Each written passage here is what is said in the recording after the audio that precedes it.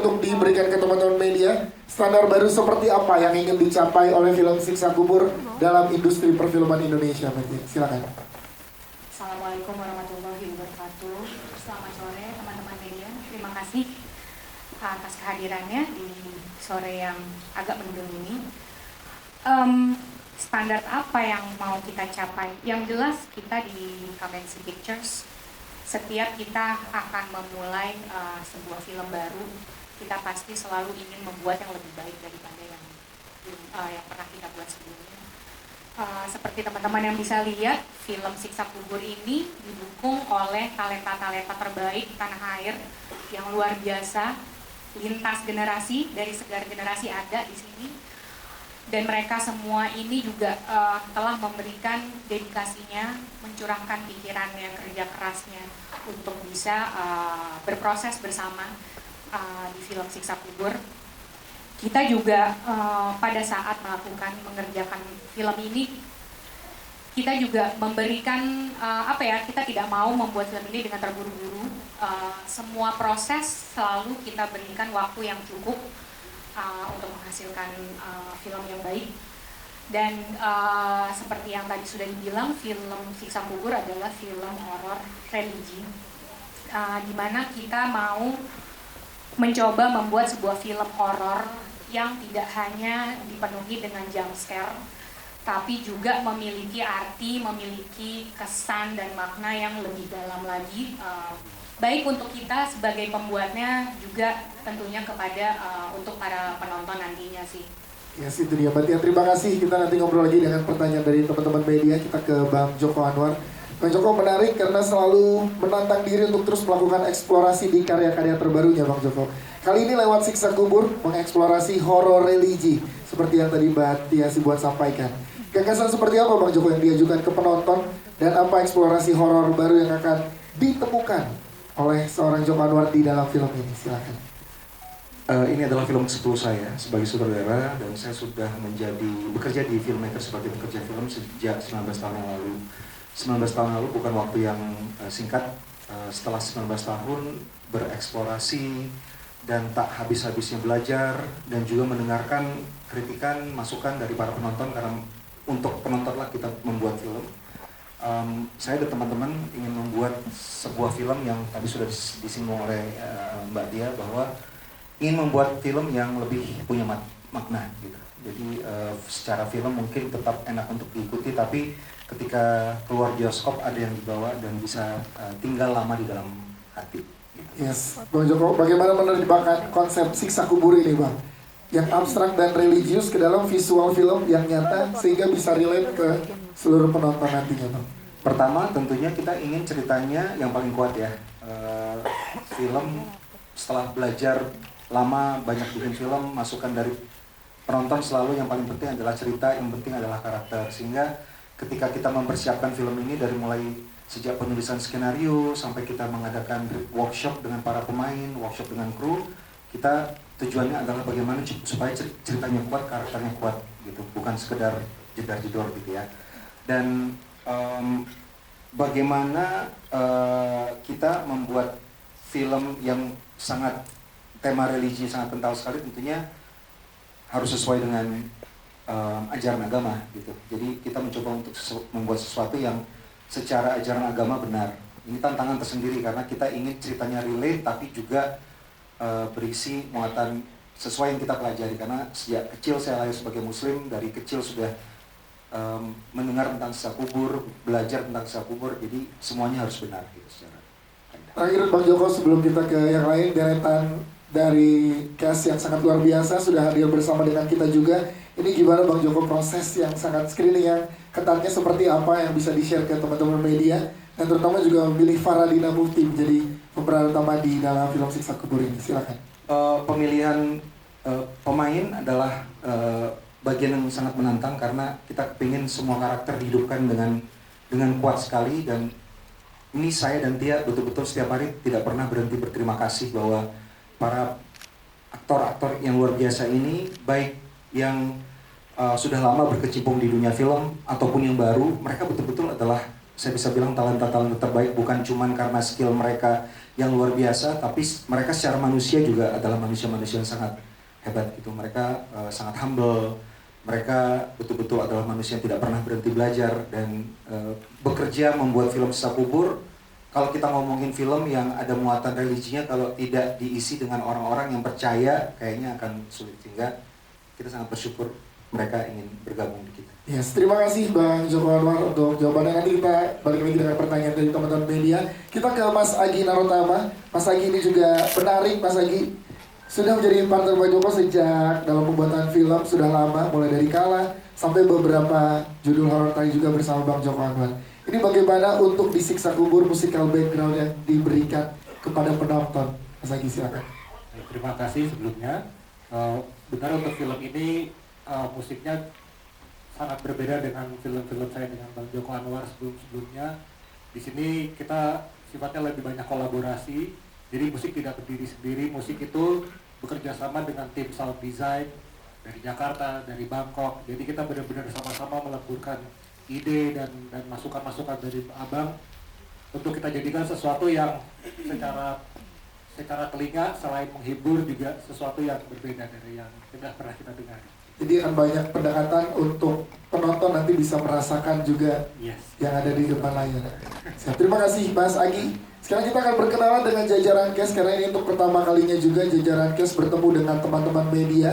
Akan boleh nanti jajaran cast menyebutkan perannya sebagai siapa dan karakternya seperti apa untuk yang boleh dibocorkan di hari ini.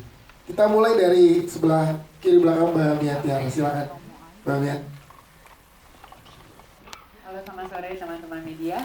Saya Mian Tiara. Di sini saya berperan sebagai Mira, seorang turis yang nggak punya uang. Thank you. Om Egy silakan. Oke, saya Gevendri. Saya di film Siksa Kubur ini menjadi salah satu penghuni rumah jompo. Oke, itu dia Om Egy Family. Terima kasih. Mbak Putri Ayudya silakan. Halo semuanya, terima kasih sudah datang. Saya Putri Ayudya. Di sini berperan sebagai Ustazah Umaya, seorang ustazah yang alhamdulillah baik hati. Terima kasih Mbak Putri Ayudya. Runi silakan. Halo, perkenalkan nama saya Uni Rudianti. Di sini berperan sebagai Lani, seorang suster yang bekerja di rumah jompo. Oke, terima kasih. Mbak Jenar Maisa Ayu silakan.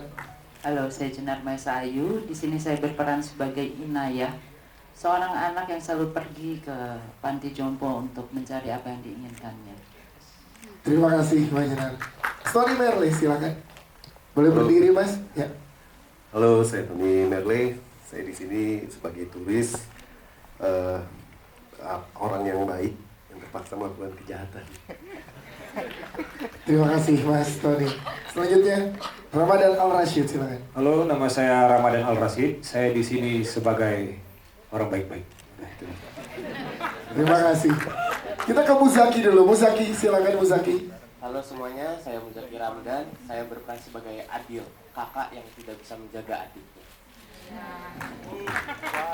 Widuri silakan.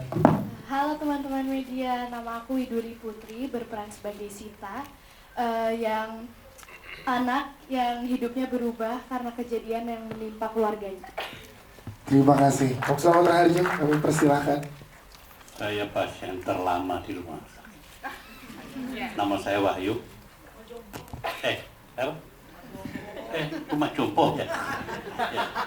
Nah, jadi saya setuju bahwa film ini adalah horor religius karena bermula dari satu kata yang menakutkan bagi orang yang banyak salahnya seperti saya. Man roboka, saya nggak bisa jawab. Terima kasih. Terima kasih. Ibu Christine Hakim silakan. Saya berperan sebagai Ibu Nani, seorang istri yang amat sangat mencintai suaminya beyond the imagination, yang sangat tergantung dengan suaminya, dan suaminya selalu menjadikan dirinya sebagai queen, only queen. Yes, itu dia. Cukup segitu dulu. Kita ke Mbak yang Ibu Nini El Karim silakan. Ibu Nini boleh pinjam mikrofonnya? Silakan Ibu. Ya, terima kasih. Saya di film ini diperintahkan oleh Pak Sutradara untuk berperan sebagai kepala panti jompo. Makasih. Terima kasih. Fahri Albar, silakan. Halo, selamat sore semuanya. Assalamualaikum warahmatullahi wabarakatuh. Saya sekarang di proyek ini dipercaya oleh sang sutradara untuk memerankan menjadi seorang bapak yang sangat mencintai keluarganya. Terima kasih, Mas. Selanjutnya Reza Rahadian. Oke, hai teman-teman, selamat siang rekan wartawan. Saya di film Siksa Kubur berperan sebagai Adil, seseorang yang memiliki trauma yang amat mendalam, seorang kakak. Itu aja. Terima kasih. Terima kasih. Selanjutnya Faradina Mufti. Selamat sore semuanya. Terima kasih sudah hadir pada sore hari ini. Saya Faradina Mufti dan saya berperan sebagai Sita. Dan Sita adalah seorang anak yang mencari jawaban atas pertanyaan besar dalam hidupnya. Yes, itu dia perkenalan para pemain untuk teman-teman media. Namun sebelum ke teman-teman media, kita sedikit juga untuk mengobrol dengan jajaran cast yang sudah mengenalkan karakter-karakternya kepada teman-teman media yang ada. Mungkin pertama ke Faradina Mufti. Ini bagaimana pertama kalinya untuk menjadi pemeran utama di film Siksa Kubur ini? Dipercaya dengan ensemble cast yang luar biasa, dengan cerita yang sangat luar biasa. Silakan. Sebenarnya pas pertama kali saya nggak tahu kalau saya akan berperan sebagai peran utama di sini. Bahkan saya kayak pas abang kasih skripnya, oh aku jadi ini ya? Bukan, kamu jadi Sita. Hah? Sita? Oh tunggu, sebentar, coba dibaca lagi. Oh oke. Udah aku di situ speechless banget sih sebenarnya, kayak nggak menyangka, bingung, happy, dan pastinya sih bersyukur banget sudah sangat dipercaya oleh Abang Joko untuk memerankan suatu peran yang besar. Dan ini juga menjadi suatu berkah banget di karir saya di dunia film, karena bisa dibilang kan saya juga belum terlalu lama, tapi saya sudah mendapat kepercayaan yang sangat besar oleh seorang Joko Anwar. Itu dia Faradina Mufti, tepuk tangan untuk Faradina Mufti. Terima kasih Faradina Mufti. Sekarang kita ke Reza Rahadian. Ini adalah horor pertama Reza Rahadian bersama Bang Joko Anwar. Dan apakah ini juga menjadi bagian dari upaya seorang Reza mencari eksplorasi baru dalam perannya? Silahkan. Ya, kalau ditanya eksplorasi baru udah pasti. Itu karena saya yakin Bang Joko memberikan satu karakter dan cerita untuk diperankan secara spesifik, baik latar belakang tokohnya maupun challenges yang harus dihadapi tokoh Adil gitu ya. Jadi kayaknya nggak ada pertimbangan, nggak perlu menimbang-nimbang mau atau tidak gitu, langsung yes pokoknya. Dan ini merespon juga, saya ingat banget ternyata ada satu interview saya udah lama ya, bertahun-tahun yang lalu, tepatnya tidak jauh dari Pengabdi Setan rilis gitu. Jawabannya waktu itu pertanyaannya adalah kapan lagi Reza main film horor, kan saya mau mulai dengan film horor. So for the longest time, jawaban saya waktu itu, I think Joko Anwar sets the new bar for horror films. Jadi kayaknya kalaupun saya main film horor, ya if it's not Joko then I'm not gonna do it. So doa saya terjawab. Yes, dan hari ini bisa ketemu dengan teman-teman media untuk menjawab dari interview yang lalu itu. Siap. Terima kasih Reza Rahadian. Kita ke Muzaki dan juga Widuri. Muzaki dan Widuri, boleh ceritakan dong ke teman-teman media yang ada di sini. Bahkan kalian di layar lebar sangat luar biasa, dan ini kesempatan juga yang sangat luar biasa untuk kalian. Gimana kalian memandang kalian ada di karakter di Siksa Kubur ini? Silakan. Sangat mengasyikkan karena ini horor film pertamaku, apalagi disutradarain sama Bang Joko. Dan aku sempat nonton film Bang Joko yang lain dan aku kagum banget sama cerita-ceritanya, terus sinematografinya, dan aku juga aku kan suka banget baca buku horor, terus nonton film-film yang misterius, dan untuk aku ada di produksi ini aku sangat senang dan bersyukur banget. Yes, itu dia Widuri. Terima kasih. Selanjutnya Muzaki, silakan.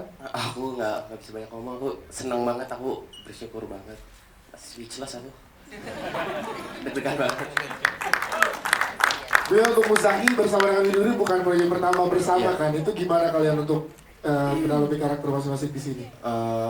Kita ngebangun chemistry nggak lama, cepet banget malah. Iya, terus pas awal-awal reading juga sama Om Joko nggak disuruh baca skrip, tapi kita suruh main-main, malah ngelatih kedekatan sebagai kakak adik. Yes, itu dia. Terima kasih Bu Zaki dan juga Widuri. Kita ke Ibu Christine Hakim, Om Selamat Raharjo dan juga Ibu Nini El Karim. Di bagaimana film Siksa Kubur ini untuk seorang Om Selamat Raharjo, Ibu Christine dan juga Ibu Nini El Karim menantang atau memperkuat pemahaman tentang konsep keyakinan dan moralitas. Silakan. Film ini menampilkan saya sebagai orang yang kebenaran dirinya tidak ada yang lebih benar dari kebenaran yang saya miliki. Nah, kebenaran itulah benturan-benturan konflik dihubungkan dengan adanya nilai-nilai agama dan sebagainya, sehingga religi itu didekati dengan sebuah pendekatannya yang sangat misteri dan sangat horor. Jadi menurut saya ini menarik dan mudah-mudahan jangan pernahlah merasa benar sendiri. Kira-kira itu yang membuat saya ingin memainkan peranan ini. Yes, terima kasih Om Selamat. Selanjutnya Ibu Christine Hakim, silakan. Apa lu? Agak berbeda sekali dari film yang saya terlibat dengan Mas Joko. Saya ingat sekali posisinya waktu itu di dalam mobil bersama dengan Mas Arya dari RRM, manajer kita. Waktu Mas Arya menyampaikan, jujur aja reaksi saya adalah terkejut, amat sangat terkejut sambil mengeluarkan kata-kata makian. Memang lu anak-anak ya baru kurang ajar sama ibunya mah, tua ibu yang bikin dikerjain. Itu reaksi saya pertama, maaf ya anaknya, gitu. Karena film sebelumnya Mas Joko, saya ingat sekali menunggu saya di lobi waktu itu kan di Jogja. Kali ini kok nggak ada bab ibunya, gitu ya. Nah itu baru kemudian setelah saya tahu persis gitu ya apa yang peran yang ditawarkan sama saya, baru kemudian saya itu bertanya sama Joko. Dan yang memang tidak ada alasan juga seperti Reza untuk menolak seorang Joko Anwar. Walaupun nanti saya kepanjangan jadi spoiler ya, udah ya. Terima kasih. Siap, terima kasih Ibu Christine Hakim. Selanjutnya Ibu Nini El Karim, kalau Ibu bagaimana melihat film Siksa Kubur ini? Ya, saya hanya ingin saya teringat kembali dengan ilmu saya, di mana dalam ilmu psikologi itu ada para psikolog analis itu mengatakan bahwa ketika otak manusia sudah tidak bisa menjawab, maka orang akan beralih pada mistik. Nah, ini disinilah letaknya. Apakah ini mistik, apa horor, ini bagian dari mistik apa tidak? Silahkan menonton. Terima kasih. Terima kasih. Selanjutnya kita ke Mas Fahri Albar tentunya. Mas Fahri, ini bagaimana film Siksa Kubur mengubah cara pandang seorang Fahri Albar terhadap genre horor? Ya, mungkin saya sedikit flashback ya. Jadi saya dipanggil sama Joko waktu itu. Mungkin banyak orang yang nyangka saya sering main film Joko, but you don't know how picky he is. Jadi saya bilang, gue minta lo jadi di sini. Oke. Ini film apa? Religi. Are you serious, Jok? Yeah, serius. First religinya dia kan. So let me in, Jok, please, you gotta perform. Dia bilang, ya udah. Jadi Joko segitunya, dia ngehajar saya habis-habisan. Jadi kalau ada yang bilang saya, wah ini orang. But thank you, thank God, I'm in his first religi movie. Thank you. Yes, itu dia Fahri Albar. Terima kasih. Kita ke sebelumnya kita pengen ke Mbak Putri Ayu di Mbak Putri. Menarik di sini menyajikan horor yang menusuk ke hati. Bagaimana Mbak Putri dia menggambarkan dampak emosional yang dialami karakter dan bagaimana mengekspresikannya ke dalam platform acting. Silakan. Oke, thank you. Untuk ditanyain karakternya ya. dampak emosional pribadinya juga besar, soalnya menurut saya semua cerita yang dibawa oleh Bang Joko punya perhatian yang meticulous terhadap karakter-karakternya. Banyak ceritanya Bang Joko tuh karakter driven buat saya yang seneng gitu crafting karakter.